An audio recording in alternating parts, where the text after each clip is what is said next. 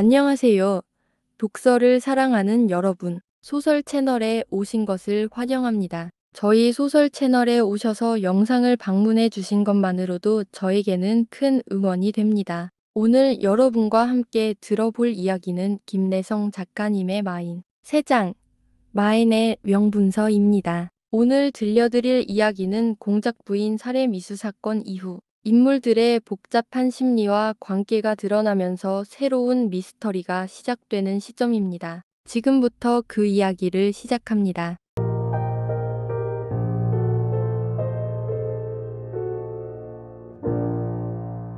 공작부인이 가장 화려하게 꾸며놓았던 우리나라 최초의 가장무도회는 저 벙글벙글 웃으면서 돌아가는 무기미한 도화육자가 던진 한 자루의 빗으로 말미암아 공포의 수라장으로 변하였으나 다행히도 공작부인이 받은 어깨의 상처는 예상외로 극히 가벼워서 5월 초 열흘에 거행될 결혼식에는 추호도 지장이 없으리만치 회복되었다. 물론 거기에는 늙은 신랑 백영호 씨의 남다른 두터운 간호의 보람도 많았다. 그는 거의 매일 젊은 약혼자 옆을 떠날 줄 몰랐다. 윤몽 씨. 그는 어떤 날 오후 공작부인과 어깨를 나란히 하고 춘색이 파랗게 어린 한강 일대를 물끄러미 내려다보면서 불렀다. 왜 그러세요? 긴 속눈썹 밑에 숨었던 공작부인의 까만 눈동자가 밤만큼 웃으면서 흑요석 처럼 백영호 씨를 쳐다보았다. 한 주일 후면 은몽 씨는 나의 아내.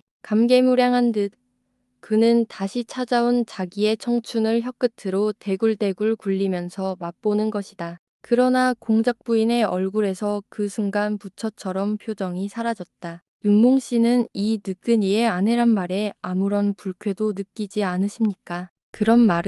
그런 말씀은 이후 다시는 저에게 들려주시지 마시고 물어주시지도 마세요. 거의 여원하듯이 굴러나오는 공작 부인의 목소리였다. 아름답지 못한 질투라고 생각하시지 마시오. 저번 달 은몽 씨가 경찰관에게 한 증언, 김수일이란 화가와 연애 관계가 있었다는 말을 이 느끈이는 어떻게 생각해야만 되는지. 공작 부인은 잠시 동안 대답이 없다가 간신히 입을 연다. 김수일 씨는 나의 감정의 연인.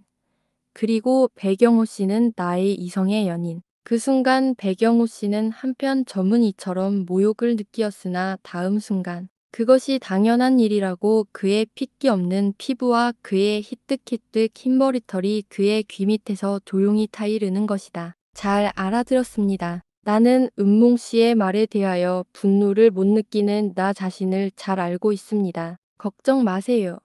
연정의 대상도 가지각색. 나는 벌써 꿈을 사랑하는 어린 소녀는 아니에요. 윤몽 씨. 하고 그때 백영호 씨는 힘있게 불렀다. 만일 내가 가진 100만 원이란 재산이 이 자리에서 다른 사람의 소유로 변하는 한이 있다 할지라도 윤몽 씨는 역시 이 늙은 백영호와 결혼해 주시겠습니까? 왜 그런 말씀을 하세요? 공작 부인의 어조는 약간 높았다. 윤몽 씨, 고맙소. 이 늑근이가 만일 시인이었던들 이 고귀한 순간을 이대로 보내리까? 백영호 씨는 불현듯 공작 부인의 어깨를 껴안았다. 이와 같은 의사를 언젠가 한 번은 은몽 씨에게 조용히 표시해보리라고 기회만 있으면 입을 열었으나 도무지 말문이 꽉 막혀서 사실은 지금 경비난으로 폐교의 운명에 임한 해성전문학교를 위하여 70만 원을 제공할 셈으로 교장 황세민 씨와 누차 교섭을 감격에 찬 백영호 씨의 목소리를 공작 부인은 들은 채만 채하고 멍하니 서 있더니 어깨에 얹은 백영호 씨의 손을 슬그머니 내려놓으면서 저긴 암수 씨가 오십니다. 하고 정문을 가리키었다. 응. 그러면 나는 이 길로 황 교장을 찾아봐야 되겠소. 백영호 씨의 가슴을 누르고 있던 우울. 황금의 힘이 공작 부인을 황홀케 하지나 않았을까? 하고 의심하던 우울을 일시에 떨쳐버린 듯 그는 발걸음도 가볍게 공작 부인의 저택을 나섰다. 백영호 씨가 나간 뒤로 공작 부인의 방을 들어서는 탐정소설가 백남수는 무슨 소식을 전했기로 아버지가 저렇게 희색이 만면해서 하고 의외의 눈썹을 모으면서 표정 없는 공작 부인의 백옥 같은 얼굴을 쳐다보았다. 사회사업을 하신답니다. 70만 원의 제공을. 70만 원. 태연스럽게 말하는 공작 부인의 청천벽력과도 같은 한마디에 백남수는 순간 얼굴이 헬쑥하게 핏기를 잃어버렸다. 뭘 그리 놀라세요? 아버지께서 훌륭한 사회사업을 하신다는데 그러나 그게 사실입니까? 70만 원을. 그래 무슨 사업을 하신답디까? 해성전문학교를 살리신다고요. 해성전문학교를 아버지가? 아니 저 배경호 씨가. 남수가 이처럼 놀라는 것은 결코 이유 없는 일은 아니었다. 8년 전 어디론가 행방불명이 된 형, 백남철, 이 작년 가을 실종 선고를 받은 이상 당연히 상속권은 남수에게 있을 것이다. 그리고 상속 재산의 10분 지칠이 눈 깜짝할 사이에 연기처럼 사라진다는 사실도 사실이려니와 그보다도 한층 더 남수를 놀라게 한 것은 아버지 백영호 씨의 사람된 품이었다. 아버지 같은 위인이 사회사업을 하다니 70만 원을. 외아버지는 사회사업을 하면 안 돼요. 공작 부인은 의미 있는 웃음을 빙그레 웃으면서 물었다. 안 되죠. 어째서? 남수는 터져나오려는 말을 목구멍에서 꽉 막으려는 듯 혀를 깨물었다. 백영호 씨가 공작 부인의 미모에 눈이 어두워져서 공작 부인을 위하여 적지 않게 산재한 것은 말하자면 예외의 일이지요. 예외의 일이라니요. 난생 처음으로 그렇게 많은 돈을 써 보았다는 말입니다. 현재 은몽 씨가 쓰고 있는 이 집값만 해도 5만 원. 백영호 씨가 5만 원을 게다가 이제 와서 70만 원을 교육사업에 던진다. 옛적부터 하는 말이 구두쇠가 돈 쓰는 법을 알게 되면 황천에서 호출장이 온 것이라고 하더니만 행복스러운 결혼식을 한 주일 앞두고 염라대왕이 백영호 씨를 황천으로 모셔갈 모양이 아닌가. 호호호. 남수 씨도 재미있는 말을 제법 잘하셔. 공작 부인은 유쾌한 듯이 웃었다. 그러나 이 남수의 농담 섞인 말이 한계의 무서운 현실로서 독자재 씨의 눈앞에 나타날 것도 멀지 않은 일이다. 그것은 그렇고 경찰 당국에서는 아직 저 김수일 씨를 범인이라고 인정하는가요? 하고 공작 부인은 말머리를 돌린다. 남수는 잠시 동안 묵묵히 앉아 있다가 당국뿐만 아니라 나 역시 김수일이란 인물을 의심하고 있어요. 첫째로 그가 무슨 이유로 돌연 중앙아파트에서 자취를 감추었을까요? 그건 지난번에도 말한 바와 같이 그는 영원히 나의 눈앞으로부터 떠날 셈이겠지요. 김수희를 변명하고자 하는 공작 부인의 태도는 어느덧 백남수의 탐정 욕을 자극하는 것이다. 그러면 김수일이란 인물은 어째서 은몽 씨와 만날 때만 중앙아파트를 사용했을까요? 그의 본 주소는 어디예요? 뭐요? 저와 만날 때만 중앙 아파트를 사용했어요. 공작 부인은 소파에서 벌떡 일어나면서 외쳤다. 그럴 리가 있어요. 그뿐만 아니라 당국이 조사한 결과 김수일이란 이름을 가진 화가는 서울에는 없답니다. 본 적이 평양부 남문정이라는 것도 거짓말이랍니다. 공작 부인의 입술이 바르르 떨리었다. 그러니 운몽 씨는 김수일이란 가짜 화가, 가짜 신사와 교제를 하여온 것이지요. 그럴 리가 있어요. 그런 걸 어떡허. 대체 그이와는 언제부터 교제를 하였소? 공작 부인은 잠깐 주저하는 모양이더니 이미 경찰에도 말한 바라 숨길 것 없다는 듯이 장령마을 개인 전람회에서 알게 되어 단 한 번 본 그이에게 자기도 모르는 사이에 정이 쏠려 그 후 몇 번 그가 거주하는 중앙아파트를 찾아갔다는 것이다. 하고 남수는 한 번 코웃음을 치고 나서 그래 무도회 날밤 이 선배란 작자가 무슨 말을 가지고 왔습니까? 김수일 씨를 생각해서 이 결혼을 그만두라고요. 그래 그건 할 수 없는 일이라고 거절을 했더니만 그럼 이후에 다시 수일 씨를 찾지 말라고. 그래 은몽 씨는 그날 밤 은몽 씨를 해치려고 한 그 도화육자가 결코 그 김수일이란 사람은 아니란 말씀이지요. 그이가 그렇게 악한 사람이라고는 생각지 않아요. 공작 부인은 머리를 숙였다가 다시 들면서 테이블 서랍에서 한 장의 종이를 꺼내어 펜을 들었다. 김수일 씨. 지금 경찰 당국의 무서운 혐의는 오직 수일 씨에게로 쏠려 가고 있습니다. 나는 수일 씨를 어디까지나 믿고 있습니다. 수일 씨가 저를 해한 저 도화육자의 정체라고는 꿈에도 믿지 않습니다. 그런데 수일 씨는 무슨 이유로 자취를 감추었습니까? 어째서 저와 만날 때만 중앙 아파트를 사용했습니까? 한시 앞이 나타나서 이러한 의문을 풀고 받고 있는 무서운 혐의에서 벗어나십시오. 주은무, 남수씨 수고스럽지만 이 글을 신문에다 광고해주세요. 무슨 소식이 있을지 모르니까. 남수는 그것을 받아들고 있더니 생각 잘하셨습니다.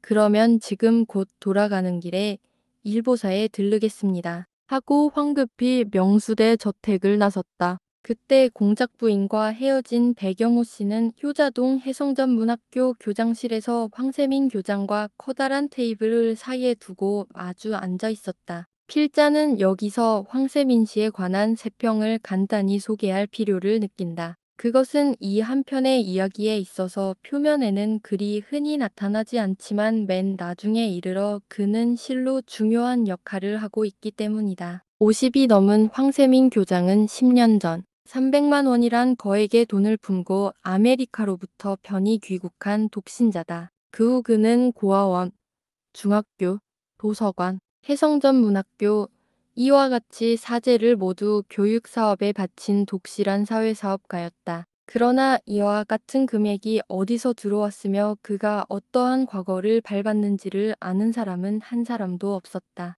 그는 특히 영어와 중국말에 능통하였으나 남달리 높은 교육을 받은 사람 같지도 않았다. 그것은 하여간 지금 황 교장 앞에 머리를 숙이고 있는 배경호 씨의 모양은 마치 고양이 앞에 쥐와도 같았다. 해성을 위하여 70만 원을 제공할 결심을 했습니다. 그러나 공식 발표와 모든 수속은 결혼식 후로 이루어 주시는 것이 어떻겠습니까? 자네의 의향만 그렇다면 그렇게 해도 무방하지. 고맙습니다.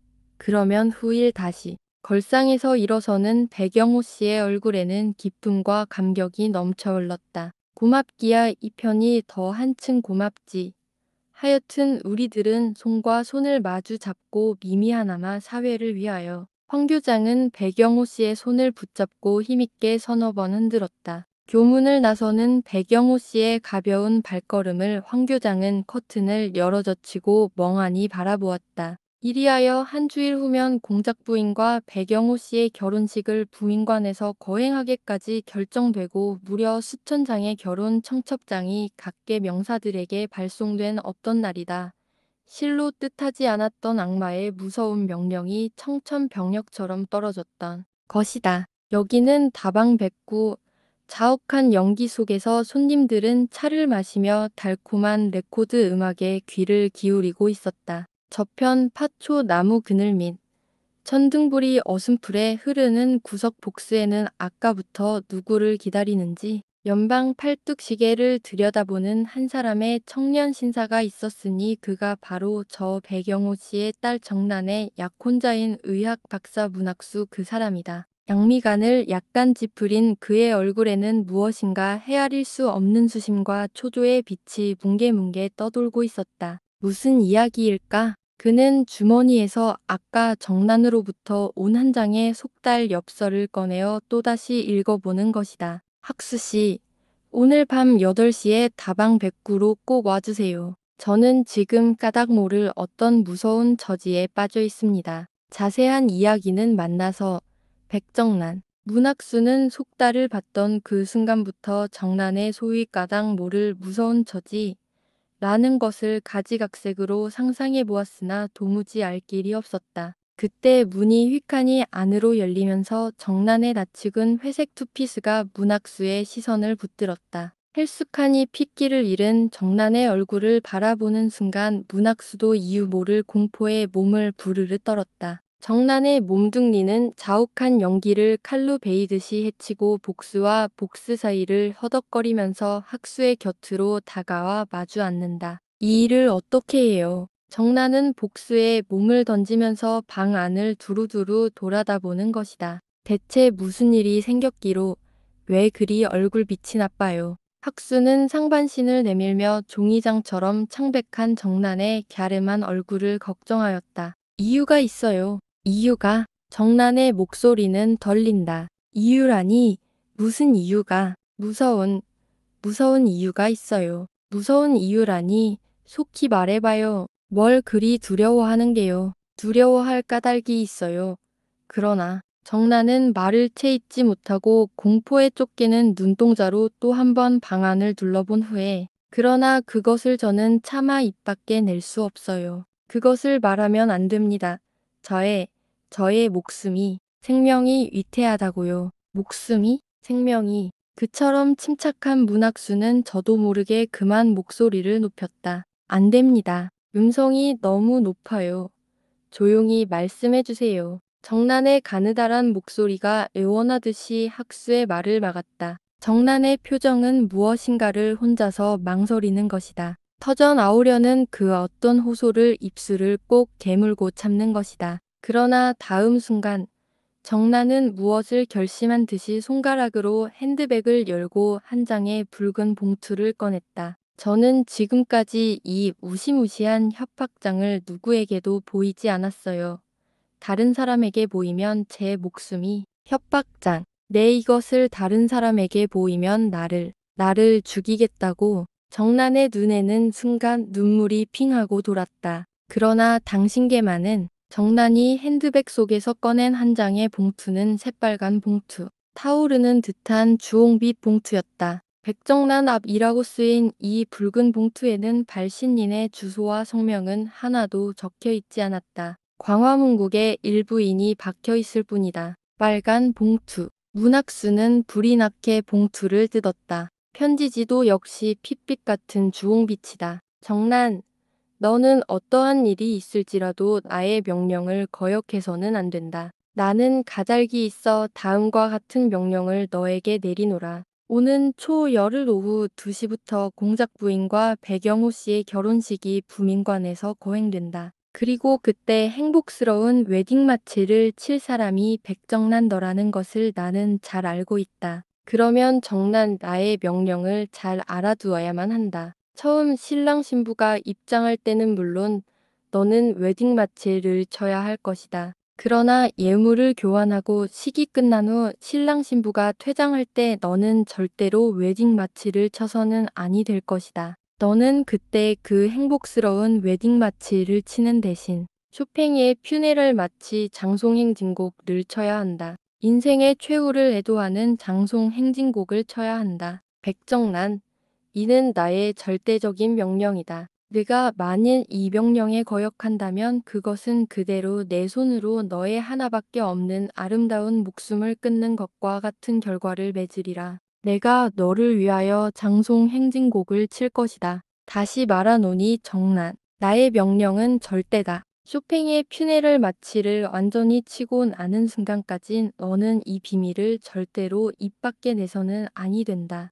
그리고는 다른 피아니스트를 대신 세워도 아니 된다. 너는 어떠한 일이 있을지라도 그날 꼭 쇼팽의 장송곡을 쳐야 할 운명에 사로잡힌 자다. 공작 부인에게 칼을 던진 도화역자로부터 퓨네랄 마치 괴상한 명령서를 읽고 난 문학수는 얼마 동안 묵묵히 앉아서 정난의 얼굴을 들어질 듯이 들여다보다가 마침내 국달한 신음소리로 중얼거렸다. 결혼 행진곡 대신에 장송 행진곡. 장난이라고 할진된 너무나 악착스러운 장난이다. 무서움에 벌벌 떨고 있는 정난을 보아서는 자기는 하하하고 쾌활하게 웃어 보이기도 싶었으나 어쩐지 문학수는 웃을 줄을 몰랐다. 어떻게 하면 좋아요. 정난의 입술이 바르르 떨린다. 하여튼 심상치 않은 일이다. 한시바삐 이 일을 경찰에 알릴 수밖에 없소. 안 돼요. 안 돼요. 다른 사람들에게 알려서는 안 돼요. 의자에서 몸을 일으키려는 문학수의 손을 잡고 정난은 애걸하듯 그러한지었다. 정난씨, 아무 염려 마시오. 말하자면 이것은 한 개의 장난에 지나지 못하는 것이니까. 그러나 장난치고는 좀 지나친 장난이기 때문에 만일을 염려해서 경찰의 보호를 받도록 하는 것이 제일 무방하지 않아요? 입 밖에 내면 죽인다고 하는 것도 결국 위협에 지나지 못하니까. 하여튼 나하고 같이 이 길로 경찰서에 가서 자세한 것을 이야기하고 만일 위험하다면 경찰의 적당한 보호를 받아야 합니다. 공연히 무서워만 해도 안 되니까. 이리하여 문학수와 백정란은 그 길로 경찰서 인경부를 찾아가서 자세한 사연을 이야기하였으나 그들에게도 별다른 도리가 없었다. 편지에 묻은 지문을 감정해 보았으나 물론 그런 것을 남겨둘 리는 만무한 일이다. 결국 정나는 대신 다른 피아니스트를 세우기로 하였을 뿐이었다.